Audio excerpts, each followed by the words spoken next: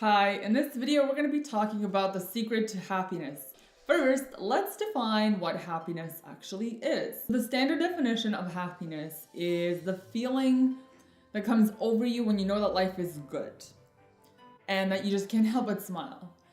So happiness is a state of well-being, of joy, of contentment. It's generally a place of relaxation, right? I think the biggest mistake that people tend to make in the pursuit of happiness is that they think things or money is gonna change their life and make them happy. Like, if you buy a new purse, a faster car, a bigger house, those things are gonna make you happy. Or it's like, oh, if I just have more money, then I'll be happy.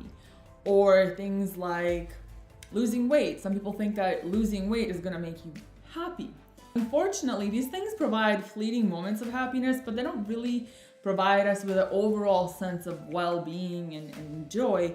They're just moments and they're fleeting. They don't tend to stick, and we want happiness to stick, right? It doesn't take too long after you experience these things, and then you have this little dose of happiness that you return to your baseline. And that could be, maybe you're generally sad or depressed.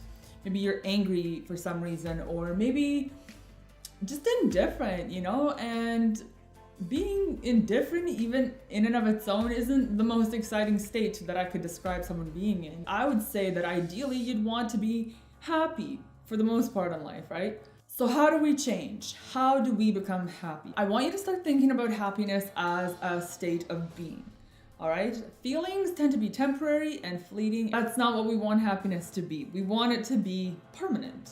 Let's take a look at the word state.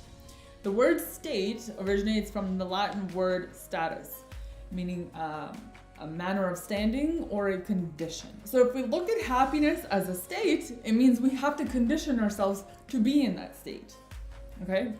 So how do you condition yourself to be in the state of happiness? In simple terms, you have to live a life that is conducive to your desires. What is the opposite of happiness? It's sadness, right? So if we look at happiness and sadness, we could say that happiness is a positive state and sadness is a negative state. But we're not always sad, right? Sometimes we're angry, sometimes we're upset, sometimes we're indifferent, sometimes we're frustrated or stressed out. So it's safe to say that all these things are the opposite of happiness, right? So the first step is actually to identify what's causing your negative state to begin with.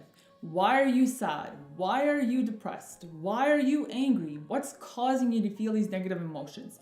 So the first step is to identify what is causing you the negative state. Second, you have to have the courage to confront that uncomfortable reality and actually change what's causing you that negative emotion. You can't simply just change the emotion itself.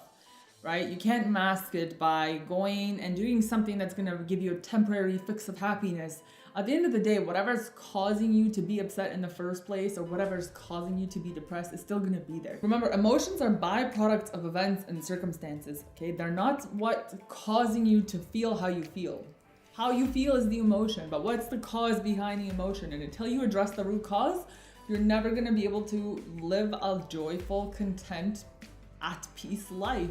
You have to change the cause of your current negative state.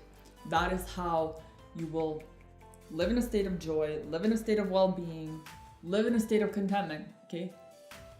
The more you do this, the easier it's gonna get. Usually the first few times is the hardest because it makes us confront things about our life, and change is hard. Like, anyone who's undergone a major change or transformation in their life, they'll tell you it wasn't an easy go. There's a lot of things that have to be processed and pain that you have to face, and you have to look inward. That's the most important. You have to look inward, which is sometimes the hardest thing to do.